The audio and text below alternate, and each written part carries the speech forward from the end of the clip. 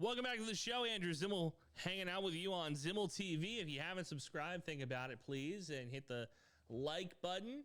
Keep the views rolling in. We're growing a brand over here. You can follow us on TikTok, Zimmel TV there, as well as Andrew underscore Zimmel on Twitter, X, and Instagram. All the handles at the bottom of the screen as well. So Caitlin Clark, obviously the biggest draw in sports. I would argue that outside of prime Tiger Woods and maybe Michael Jordan, there has not been a more impactful player on their sport than what Caitlin Clark has done to women's basketball. A long time ago, well, I should say not that long ago, women's basketball was considered a joke. Point blank, period. I didn't like it. I'm not saying I laughed along with the jokes. I'm just saying they were the butt of every single joke. Go on network television, Comedy Central, you couldn't get away from a women's basketball joke.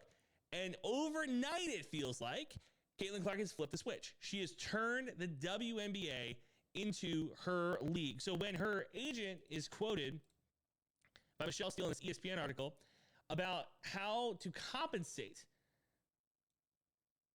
Caitlin Clark, it makes sense. Will Caitlin Clark ever be paid by WNBA what she's really worth? I don't think that's possible, said Kane, who's the representative for Caitlin Clark. She's part of a larger player body. They all need to be paid more. She will be recognized for what she's done and what she's brought to the league from an economic standpoint. It's simple as that.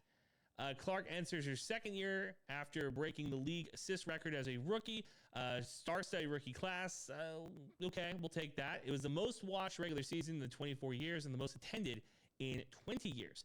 Economists at the Indiana University Columbus, interviewed by Indianapolis Star, recently calculated Clark is responsible for $36 million in economic impact to the city of Indianapolis, and almost 27% of the league's economic activity in the 2024 season.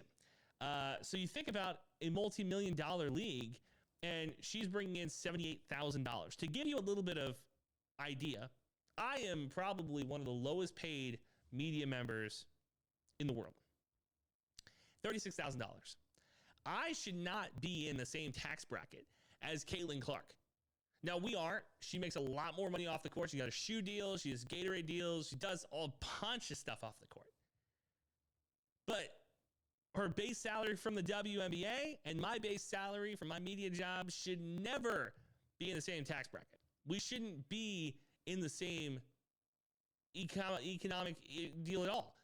Like, there are some people, and I'm not saying that we need to have an economic caste system here, but I do think of the neighborhoods. Caitlin Clark should not live in the same neighborhood as me. Caitlin Clark is as impactful of an athlete as Michael Jordan or Tiger Woods were to their sports. They are drawing people's attention to the sport.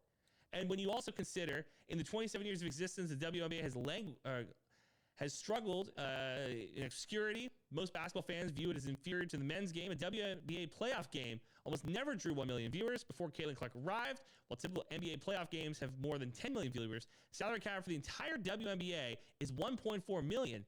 The minimum salary for a single player in the NBA is $1.1 million.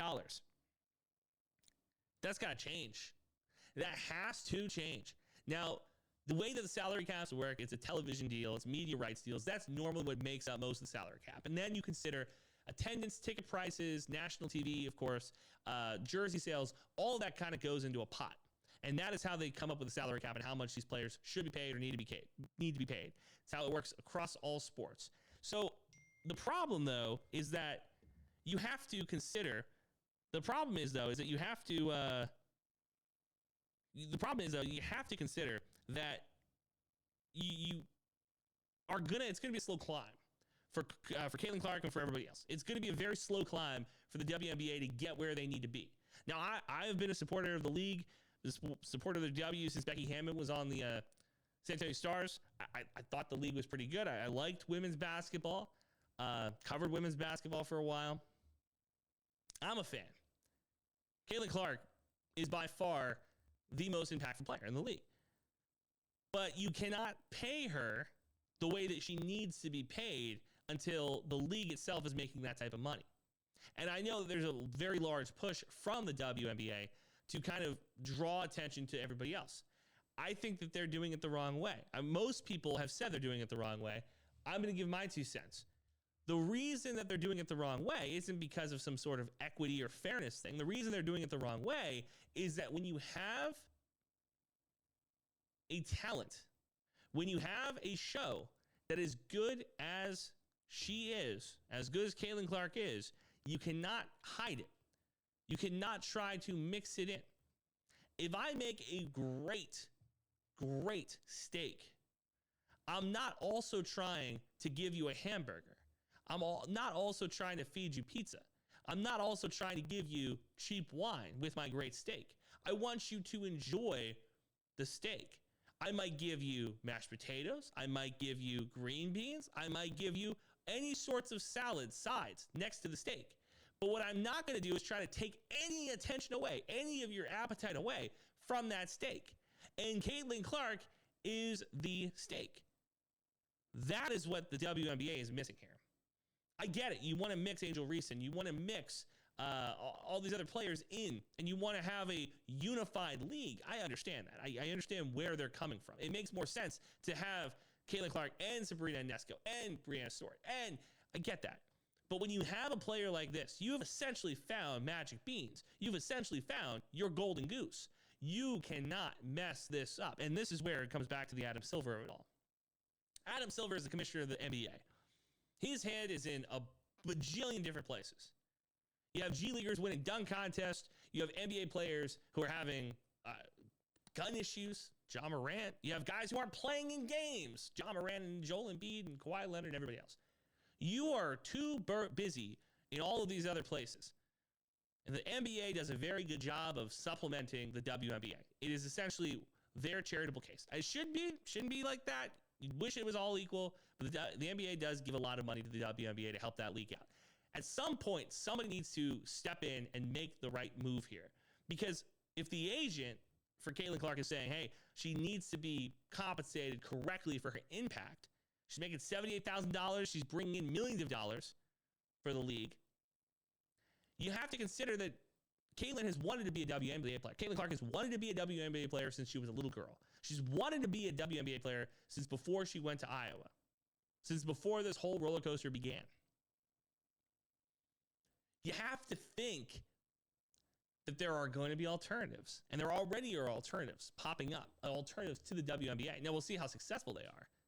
I can't imagine a league with a 27-year head start is going to get caught up with overnight. And if I was the commissioner of the WNBA, I probably am pulling this agent aside and saying, look, we can't pay her what we need to pay her right now, but we can promise you as this league continues to grow that she will be the first player to get paid, and so will your other players, I imagine. You have to pull the agent aside and convince them not to let the golden goose out. Because if Caitlin decides to go somewhere else, whether that be a league overseas or a different league stateside, and pulls dollars away from the WNBA, it could be a death sentence.